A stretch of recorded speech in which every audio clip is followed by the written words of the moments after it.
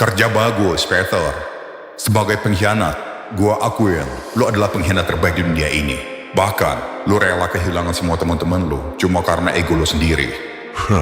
Lo nggak lebih daripada Alex. Jadi gua rasa gua nggak perlu ada rasa hormat dengan lo. Meskipun lo salah satu teman terbaik gua. Jadi gua ucapin terima kasih banyak atas semua kebaikan lo.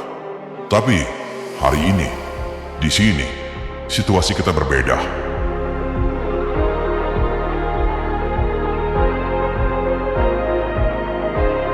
Bagaimana kalau selama ini musuh terbesar Baron bukanlah organisasi peti mati, melainkan seorang mantan temannya sendiri? Dan bagaimana jika duel Peter melawan Alex bukan sekadar pertarungan dua orang kuat, tetapi menjadi awal dari perang saudara terbesar yang pernah terjadi di dunia terhubung? Kalau teori ini benar, maka part 20 akan menjadi episode yang benar-benar mengubah arah cerita. Halo semuanya, kembali lagi bersama gua. Hari ini kita akan membahas prediksi terhubung part 20. Dan menurut gua, episode berikutnya bukan lagi soal menyelamatkan Epin saja, melainkan tentang pecahnya seluruh keseimbangan antara Baron, organisasi peti mati, dan rahasia besar yang selama ini disembunyikan Peter. Di akhir part 19 kita melihat rencana Jack berjalan hampir sempurna. Berkat pengorbanannya, Beck, Boris, Arto, Joler, Panjul, dan para korban akhirnya mulai berhasil keluar dari laboratorium menuju belakang kota Lembaksur, tempat perlindungan yang sudah disiapkan Nico. Di sisi lain, Epin yang berhasil dibius memang sudah tidak lagi mengamuk. Tetapi justru tubuhnya kini menjadi incaran utama organisasi peti mati. Yoda tetap bersikeras ingin merebut mata hitam, karena bagi organisasi itu, mata hitam bukan sekadar kekuatan, melainkan kunci dari eksperimen terbesar mereka. Untungnya, Alex kembali muncul tepat waktu. Dia sekali lagi mengorbankan dirinya demi memberi kesempatan teman-temannya membawa Epin keluar.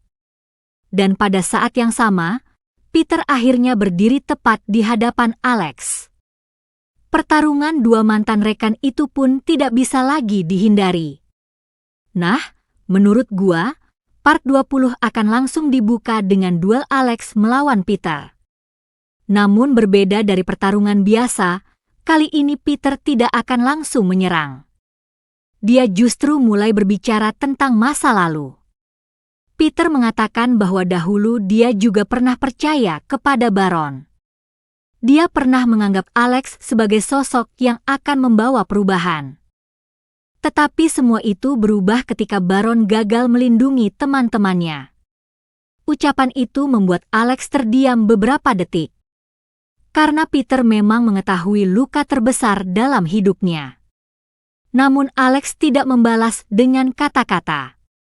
Dia hanya berkata bahwa setiap orang memiliki pilihan. Dan Peter memilih jalan yang salah. Pertarungan pun akhirnya dimulai. Tidak ada ledakan besar.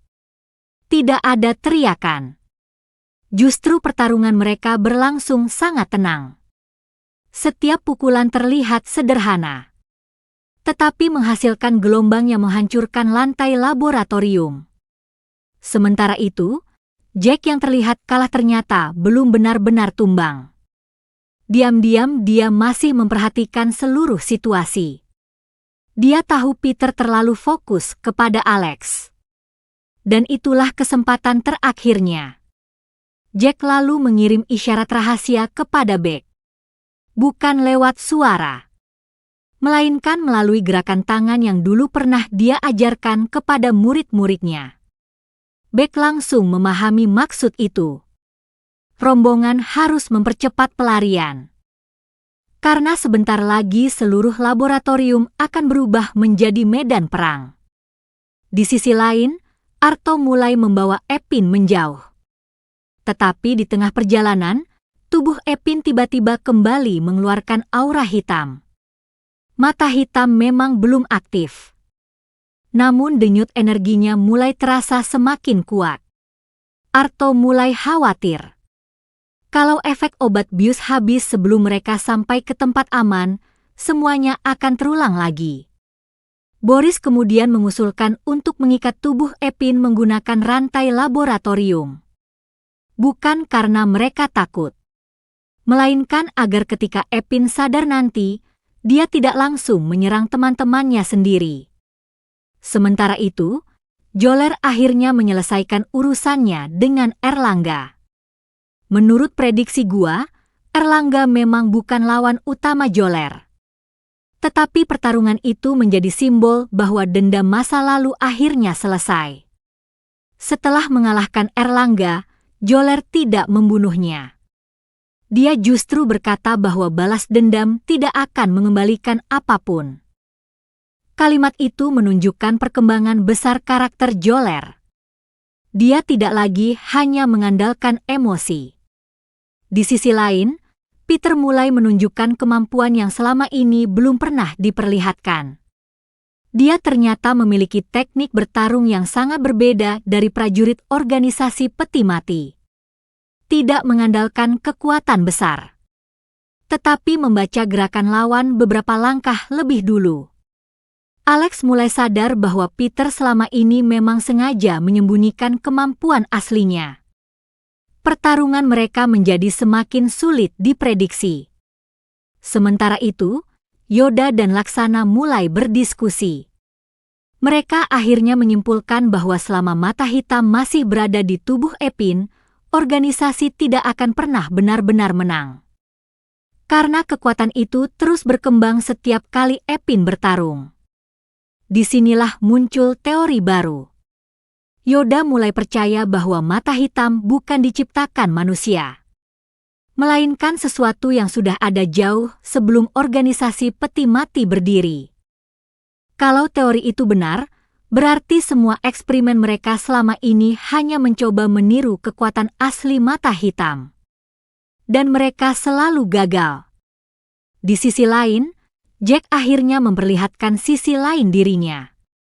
Dia mengaku kepada Alex bahwa sebenarnya masih ada satu orang lagi di dalam organisasi peti mati yang diam-diam membantu mereka. Orang itu memiliki jabatan sangat tinggi. Tetapi identitasnya belum boleh dibuka sekarang. Karena sekali saja namanya disebut, seluruh rencana penyusupan yang sudah berlangsung bertahun-tahun akan hancur. Kalimat itu membuat Alex semakin yakin. Selama ini Jack memang bukan pengkhianat. Dia adalah orang yang rela dicap pengkhianat demi menghancurkan organisasi dari dalam. Menjelang akhir episode, suasana berubah semakin mencekam. Rombongan Beck akhirnya hampir mencapai tempat perlindungan. Tetapi dari kejauhan mereka melihat asap hitam membumbung ke langit. Bukan berasal dari laboratorium, melainkan dari arah belakang kota Lembaksur. Artinya, tempat persembunyian yang sudah disiapkan Nico kemungkinan besar sudah diketahui musuh. Semua langsung berhenti. Tidak ada yang berani melangkah lebih jauh. Karena kalau mereka tetap maju, bisa jadi mereka justru masuk ke dalam perangkap baru. Di saat bersamaan, kamera kembali menyorot tubuh Epin. Matanya masih tertutup. Namun tiba-tiba, simbol hitam di lehernya mulai menyala perlahan. Bukan seperti sebelumnya. Kali ini cahaya hitam itu membentuk pola baru yang belum pernah muncul. Dan dari dalam kesadarannya, Epin mendengar suara seseorang yang berkata pelan, "Sudah waktunya kau mengetahui siapa pemilik pertama mata hitam." Episode pun berakhir. Kalau prediksi ini benar, maka part 20 akan menjadi jembatan menuju arc baru. Bukan hanya perang melawan organisasi peti mati, tetapi juga pengungkapan sejarah asli mata hitam, masa lalu Jack, serta hubungan Peter dengan kehancuran geng Baron yang selama ini masih menjadi misteri terbesar dalam serial terhubung.